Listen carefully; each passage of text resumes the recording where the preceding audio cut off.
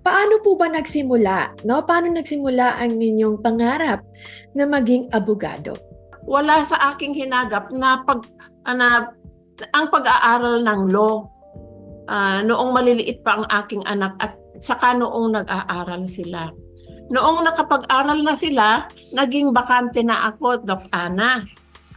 So, araw-araw after na nag-aral nakapag-aral na at may trabaho na ang aking mga anak, naglalaro na ako sa computer, Ma'am Ana, pagkatapos pag naggaling na ako sa office, naglalaro na ako. And so sabi ko na pag-isip-isip ko, ano ba, for the rest of my 20 years ba, of the rest of my life, maglalaro na lang ba ako? Ganon ang inisip ko. At saka isa pa, Ma'am Ana, palabasa kasi ako. So sabi ko sa sarili ko, wala naman akong kursong matatapos sa basa ng basa. Yun, kaya isa rin yun na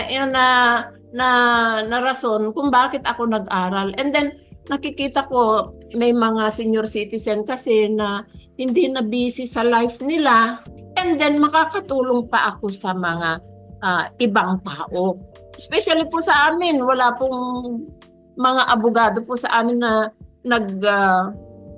wala pong abogado sa amin na nag-i-stay kasi nga po mga bata po kasi sila. So they have more opportunities doon sa syudad. Yun, kaya ako naisip na nag-aaral ng law, Doc Ana.